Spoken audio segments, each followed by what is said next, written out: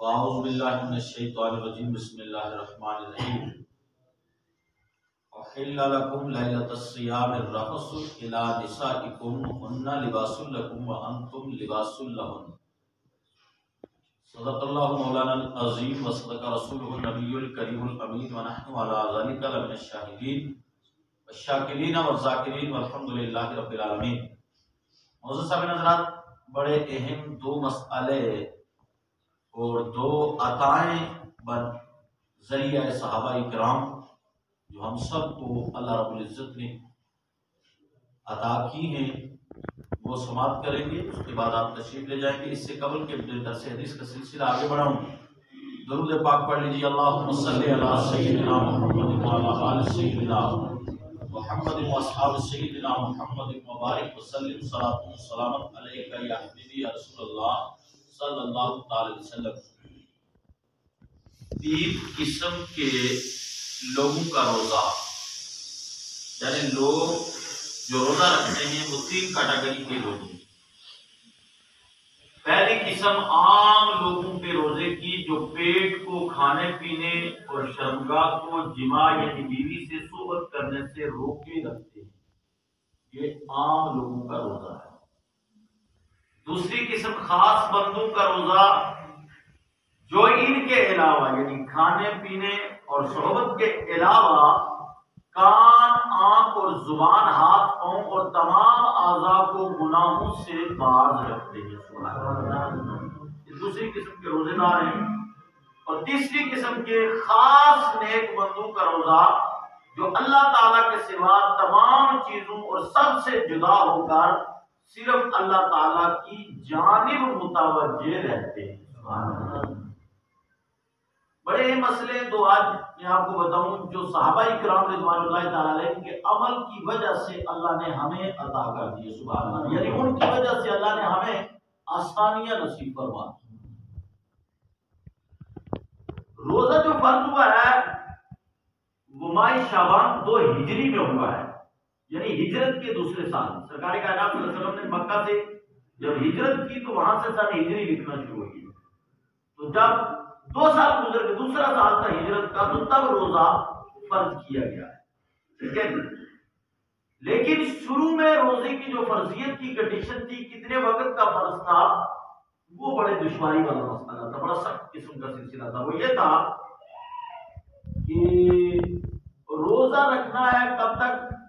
آپ کو کھانے پینے کا بڑا مختصر وقت ملتا تھا کہ افطار کے وقت آپ نے افطاری کی اور عشاء تک آپ کچھ کھا پی سکتے ہیں۔ کب تک؟ عشاء تک۔ جو عشاء پڑھ کے آپ سو گئے تو آپ سوئے تو آپ کا روزہ شروع ہو گیا۔ اب آپ جو سو گئے نا تو اب آپ کا روزہ شروع ہو گیا۔ اب دوسرے دن شام افطاری کے وقت تک آپ کا روزہ ہی روزہ رہے گا۔ اس کے بھی اگر آپ کھا لیتے ہیں، پی لیتے ہیں، بیوی سے صحبت کر لیتے ہیں رات کے وقت میں بھی، تو آپ کا روزہ نہیں بلکہ آپ کا روزہ ٹوٹ گیا اور آپ گنہگار ہو جائیں گے۔ پہلی سختی تو ایک یہ تھی، اور دوسری چیز یہ تھی کہ آپ مطلب کھا بھی نہیں سکتے۔ ایک تو یہ تھا کہ رات میں، روزے کی راتوں میں آپ بیوی سے صحبت نہیں کر سکتے، مل نہیں سکتے، میاں بیوی کے جو تعلقات ہیں وہ قائم نہیں کر سکتے۔ اور دوسرا یہ تھا کہ آپ جو سو گئے تو سونے کے بعد سے ہی آپ کا روزہ شروع ہو گیا۔ اب آپ کچھ کر کے اب کوئی کھانا چاہیں یا پینا چاہیں وہ ہرگز کھا پی نہیں سکتے، بلکہ آپ روزے دار شمار کیے جائیں۔ تو اس حالت میں صحابہ کرام میں سے حضرت عمر فاروق اعظم رضی اللہ تعالیٰ عنہ سے ایک امر سرزد ہوا، اس کی وجہ سے اللہ نے پوری امت مسلمہ کو ایک آسانی عطا کر دی۔ اور دوسرا ایک دوسرے صحابی رسول کی وجہ سے عمل ان سے سرزد ہوا تو اللہ نے ان کی وجہ سے آسانی پیدا فرما۔ اب آپ توجہ کریں، مراد مصطفیٰ، دعائے مصطفیٰ، سبحان اللہ۔ حضرت عمر فاروق اعظم رضی اللہ تعالیٰ نے رمضان کی ایک رات میں اپنی بیوی سے جماع یعنی صحبت کر لیا۔ اس وقت میں کیا تھا کہ رات میں صحبت کرنا، جماع کرنا بیوی سے ملنے کی جائز نہیں تھا، پابندی تھی۔ اور احساس گناہ سے رونے لگے، جب اٹھے نا اور غسل کر لیا، انہوں نے اٹھ کر کے غسل کی، طہارت کی، پھر گناہ کہ یہ روزے میں منع ہے اور میں نے یہ عمل کر لیا تو گناہ سے رونے لگے اور اپنے آپ کو ملامت کرنے لگے، پھر آپ نبی پاک صلی اللہ علیہ وسلم کی بارگاہ میں حاضر ہوئے، کہہ دو سبحان اللہ، کیونکہ قرآن کہتا ہے اذ ظلموا انفسهم جاؤک، جب تم اپنی جانوں پر ظلم کر لو تو میرے محبوب کی بارگاہ میں چلے جاؤ، وہاں تمہارے لیے بہتر حال نکل جائے گا، سبحان اللہ، وہ تمہارے لیے دعا کر دیں گے، پھر تم مجھے توبہ قبول کرنے والے پاؤ، سبحان اللہ۔ تو حاضر بارگاہ مصطفیٰ ہوئے۔ آج کی بات تو نہیں نا، لوگ دن میں روزے توڑنے کے بعد امام صاحب سے مولوی صاحب سے مسئلہ نہیں پوچھتے، وہ یار مولوی صاحب سے مسئلہ پوچھ لیں گے تو ہماری بےعزتی ہو جائے گی، لیکن یہ دیکھیے چوٹی کے صحابی رسول یعنی دوسرے خلیفہ، اور جن کی وجہ سے اسلام کو عزت اور وقار ملا، سبحان اللہ، جن کی وجہ سے بلندیاں ملی، جن کی وجہ سے اسلام کو شان ملی، اور جس راستے سے چلے شیطان راستہ چینج کر دے، کہہ دو سبحان اللہ۔ اور میرے نبی صلی اللہ علیہ وسلم نے فرمایا اگر نبوت کا دروازہ بند نہ ہوا ہوتا، میرے بعد اگر کوئی نبی ہوتا تو اللہ رب العزت عمر فاروق اعظم کو نبی بناتا، لیکن نبوت کا دروازہ بند ہو چکا ہے، اللہ نے مجھے خاتم النبیین بنا کر کے بھیجا ہے۔ یہ مقام رکھنے والے صحابی رسول حضور کی بارگاہ میں حاضر ہو گیا کہ یا رسول اللہ صلی اللہ علیہ وسلم، آپ کے اور اللہ کے درمیان میں معذرت پیش کرتا ہوں، معافی چاہتا ہوں، آج مجھ سے بڑی غلطی ہوئی، میں اپنی بیوی کے پاس پہنچا تو ایک ایسی خوشبو محسوس ہوئی کہ میں اپنے نفس کے فریب میں مبتلا ہو گیا اور اپنی بیوی سے صحبت کر لیا۔ تو میں نے پہلے آپ کو بتایا کہ اس وقت رات میں بھی بیوی سے ملنے کی اجازت نہیں تھی، کیونکہ روزہ رات ہی سے شروع، عشاء سے شروع ہو جاتا تھا۔ تو نبی پاک صلی اللہ علیہ وسلم نے فرمایا اے عمر رضی اللہ تعالیٰ عنہ، تمہیں ایسا نہ کرنا چاہیے تھا۔ حضرت عمر رضی اللہ تعالیٰ عنہ کا حال سن کر کچھ دیر سہا، کچھ دوسرے صحابہ بھی کھڑے ہو گئے۔ جب انہوں نے اپنی بات پیش کی نا تو دوسرے صحابہ بھی کھڑے ہو گئے اور انہوں نے بھی ایسی غلطی کا اعتراف کیا کہ یا رسول اللہ صلی اللہ علیہ وسلم یہ تو ہے، انہوں نے آپ کے سامنے پیش کیا، پر ہم لوگ بھی اس شرط میں شامل ہیں۔ اس طرح چند صحابہ دیگر ہوئے، وہ کھڑے ہوئے۔ حضرت عمر فاروق اعظم کی صدق دلی سے معذرت کرنا، اللہ کی بارگاہ میں معافی چاہنا اور حضور کی بارگاہ میں حاضر ہو جانا، اللہ کو اتنا محبوب آیا کہ اللہ نے فوراً قرآن کی آیت نازل فرمائی اور فرمایا احل لکم لیلۃ الصیام الرفث الی نسائکم ہن لباس لکم وانتم لباس لہن، روزوں کی راتوں میں اپنی عورتوں کے پاس جانا تمہارے لیے حلال ہوا، وہ تمہاری لباس ہے اور تم ان کا لباس ہو، سبحان اللہ۔ یہ آیت نازل ہوئی، دیکھیے حضرت عمر فاروق اعظم کے اس عمل کی وجہ سے قیامت تک کے لیے امت مسلمہ کو ایک دشواری ختم ہو گئی، یہ آسانی پیدا ہو گئی، سبحان اللہ۔ ہمیں تو پہلی بات تو مسئلہ ہی معلوم نہ کرتے، اور دوسری بار اگر ہوتا بھی تو پھر اس کے بعد بھی عمل کرنے کے بعد نہ اس کا کفارہ تھا نہ اس کا حل تلاش کرتے، لیکن یہ حضور صلی اللہ علیہ وسلم کی بدولت اور حضور کے صحابہ کی بدولت، خاص کر عمر فاروق اعظم رضی اللہ تعالیٰ عنہ جنہوں نے جا کر کے اپنا عریضہ پیش کیا بارگاہ مصطفیٰ میں، اس کی وجہ سے یہ دشواری ختم ہو گئی۔ اب نتیجہ کیا نکلا؟ مسئلہ یہ ہو گیا قیامت تک کے لیے کہ رات میں روزہ نہیں ہے، رات میں ہم اپنی بیوی سے ملاقات بھی کر سکتے ہیں، یہ آگے پہلے۔ اب دوسری چیز کیا تھی کہ جناب والا آپ نے افطاری کی، کھایا پیا، اور سونے سے پہلے پہلے آپ نے اگر کچھ کھا لیا تو جائز ہے، یعنی افطاری میں شمار ہے۔ جو آپ کی آنکھ لگ گئی سو گیا، چاہے آپ بھوکے ہی سو گئے تھے، روزے سے تھے اور مغرب پڑی اور پھر آپ نے کچھ کھانا تیار نہیں تھا گھر میں اور آپ کو پھر نیند غالب آ گئی اور آپ سو گئے، اب آپ سو گئے تو آپ روزے سے کچھ نہیں کھا سکتے، چاہے پہلے دن پورے آپ 24 گھنٹہ پہلے روزے میں گزار چکے، اتنی سختی تھی اس میں۔ تو اسی طرح حضرت سرما بن قیس رضی اللہ تعالیٰ دن بھر محنت و مزدوری کیا کرتے تھے، سبحان اللہ۔ تو ایک رات افطار کے بعد بیوی سے کھانا مانگا تو وہ کھانا پکانے میں مصروف تھی، یہ تھکے ہارے ہوئے کھانے کا انتظار کرتے کرتے سو گئے،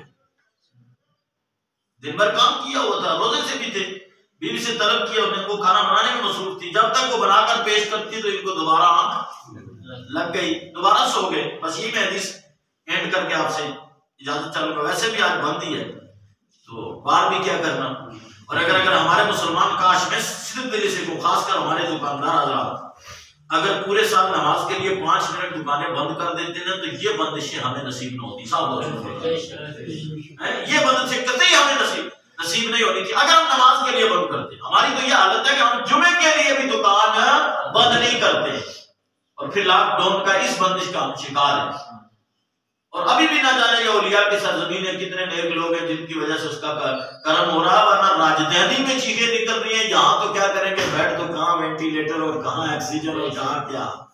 آئی سمجھ؟ بات ایک ہی ہے کہ اللہ کی رحمت ہی ہے جس نے ہمیں ابھی تک بچایا ہوا ہے، ورنہ جو ہمارے حالات ہیں نا اعمال کے بھی حرکات کے بھی، میں صاحب لفظ میں بتاؤں کہ اگر ہم لوگ خاص کر مسلم کی بات کروں، میں نان مسلم کو چھوڑو، مسلم لوگ نماز کے لیے صرف 10 منٹ اپنی دکان بند کر کے آ جائیں نا، معاشرے میں ایک نئی تبدیلی بھی آ جائے گی اور ہمیشہ رب کی رحمت ہوگی اور کبھی بھی وباؤں کی وجہ سے پھر دکانیں بند نہیں ہیں.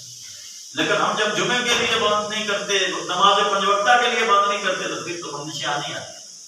تو سنو، اب انہوں نے جب مانگا نا تو وہ سو گئے اور کھانا لاتے ہوئے بیوی کو تھوڑی تاخیر ہو گئی تو بیوی کھانا تیار کر کے لے کر کے جاتی آگے اور اٹھاتی ہے کہ اٹھیے. وہ مسئلہ جاننے والے تھے، بھلا مزدوری کرتے تھے لیکن دین سے محبت تھی. سبحان اللہ، حضور سے دین سیکھا ہوا تھا. انہوں نے کہا اب میں کھانا تو نہیں کھا سکتا ہوں، اب میں کھانا نہیں کھا سکتا ہوں، میرا تو روزہ شروع ہو گیا نیکسٹ ڈے کا بھی. کھانا وقت رات گزاری، صبح پھر چلے گئے کھیت میں مزدوری کرنے کے لیے. 12 بجے تک مزدوری کرتے رہے لیکن 12 بجے کے بعد اتنی ویکنس آئی، کمزوری آئی کہ نڈھال ہو گئی، گر گئے اور جناب والا کمزوری کی وجہ سے حالت خراب ہونے لگی. تو اللہ رب العزت کو اس وقت حضرت سلمہ رضی اللہ تعالیٰ کی اس حالت پر رحم آیا اور ان کے صدقے میں امت سے روزے کی یہ دوسری سختی بھی ختم کر دی اور وہی نازل ہوئی کہ سونے اور نہ سونے کی پابندی ختم کی گئی ہے، لہذا کھانا پینے کا وقت جو ہے وہ صبح صادق تک رہے گا. صبح صادق تک رہے گا. صبح صادق کس کو کہتے ہیں؟ صبح سحری ختم ہوتی ہے اور نماز فجر کا وقت شروع ہوتا ہے. تو پہلی سختی عمر فاروق اعظم کی وجہ سے اللہ نے دور کر دی اور دوسری سختی حضرت سلمہ رضی اللہ تعالیٰ عنہ کے اس عمل کی وجہ سے اللہ نے دور فرما دی. ورنہ میری تو آپ کی حالت یہ ہے کہ ہم کھاتے پیتے نہیں رکھتے تو پھر جناب والا خالی یہ تھوڑا سا ٹائم جو تھا مغرب سے عشاء کا اتنے میں کھا کر 24 گھنٹہ کون رکھتا ہے. یہاں تو پوری رات کھانے کے لیے ملی ہوئی ہے، باری باری ورائٹیاں کھاؤ جی، وٹامن ڈی بھی بڑھاؤ جی، سی بھی بڑھاؤ جی، کیلسٹرول کو بھی وہاں کرو جی، فلاں کرو، سب چیزیں جناب سیٹ کرو. اس کے باوجود سردی کے بعد پھر جناب والا نہیں اٹھنے کا دل کرتا. دوسرے دن تھوڑی آنکھ لگ گئی تھی جی، آپ کچھ کھا نہیں پائے تو کیا کریں، نہیں رکھ پائے. اللہ معاف فرمائے. دیکھیے یہ دین سستے میں نہیں ملا، مجھے اور آپ کو سستے میں ملا ہے کیونکہ ہم مسلمانوں کے گھر پیدا ہو گئے، تھوڑا بہت کچھ سیکھ لیا اور ہم نے سوچا بس اسلام ایسے ہی آ گیا. اس کے لیے صحابہ کی بہت بڑی قربانی ہے. آئی سمجھ نہیں؟ جیسے آپ جنگ بدر دیکھ لو، جنگ احد دیکھ لو، خندق دیکھ لو، تبوک دیکھ لو، ایسے موقع پر آدھے کھجور پر صحابہ نے گزارا کر کے جہاد کیا ہے اور اسلام تب یہاں میدان نبوت تک پہنچا ہوا ہے. اس کے لیے قربانیاں دیں اور خاص کر اس وقت میں آپ حضرات نماز کی پابندی. اس وقت میں کیا، نماز تو 5 وقتہ فرض ہے، نماز ہر گھر میں ہونی چاہیے اور ہر بالغ پر نماز فرض ہے، چاہے وہ مرد ہو چاہے عورت. نمازوں کی پابندی کرو. اس کے بعد صدقات خیرات خوب کرو، اس میں کوئی دو رائے نہیں، صدقہ بلا کو ٹالتا ہے. اور جتنی اچھائیاں ہوں اچھائیاں کرو. کوئی پتہ نہیں یار، یہ تو کووڈ ہے نا، اس میں لوگ ڈرے ہوئے موت آ گئی موت آ گئی. موت کا تو ویسے ہی پتہ نہیں انسان کو کس دن آ جائے. ٹھیک ہے، جانا تو ہے ہی ہے نا، کیونکہ مسلمان کا یہ عقیدہ ہے جب موت آتے ہیں کسی کو مسلمان کیا پڑھتا ہے، انا للہ و انا الیہ راجعون، کہ ہم اللہ ہی کے لیے ہیں اور ہمیں اللہ ہی کی طرف سے لوٹ کر جانا ہے. اب وہ چاہے کووڈ میں ہو، ہارٹ میں ہو، بخار میں ہو، کسی صورت میں بھی ہو. اور مسلمان کا ایک یہ بھی ایمان اور عقیدہ ہے کہ جب ماں کے شکم میں روح پھونکی گئی تھی اسی دن زندگی اور موت کا فیصلہ اللہ نے کر دیا. اس کے بعد ایک لوگ اور رزلٹ نکال لیں گے، پھر کہیں گے جب یہ بھروسہ ہے تو پھر یہ تدابیر کرنے کی کیا ضرورت ہے. نہیں، تدبیر بھی، یہ حکمت عملی بھی اللہ کے رسول صلی اللہ علیہ وسلم نے ہمیں عطا کی. ٹھیک ہے نہیں، توکل علی اللہ بھی ضروری ہے اور حکمت بھی بتائی، اور حکمت کے لیے تبھی اللہ نے دماغ ہمیں آپ کو دیا ہوا ہے. انسان اور حیوان میں یہی فرق ہے کہ اس کے اندر عقل سلیم نہیں ہے اور انسان کو اللہ نے عقل سلیم دے رکھی. دعا ہے کہ اللہ رب العزت ہم سب کو حق بولنے، حق سننے، حق پر عمل پیرا ہونے کی توفیق عطا فرمائے. صغائر کبائر گناہوں کو خدا معاف فرمائے، ہم سب کو ایک اور نیک کر دے، ہم سب کی دنیا بھی اور آخرت بھی بہتر فرمائے. یا اللہ اس وبا سے اور ہر طرح کی وباؤں سے بچا، ہمارے گھروں میں دینی ماحول پیدا فرما دے. ہماری ماں بہن بہو بیٹی بچیاں بچوں سب کو پنج وقتہ نمازی بنا دے، تلاوت قرآن کریم کرنے والا بنا دے، صدقہ و خیرات کرنے والا بنا دے، پڑوسی کے ساتھ اچھا سلوک کرنے والا بنا دے. ہم سب کو نبی پاک صلی اللہ علیہ وسلم اور صحابہ کرام معین پاک علیہ السلام اور اولیاء کرام کے نقش قدم پر چلنے والا بنا دے. حق لا الہ الا اللہ.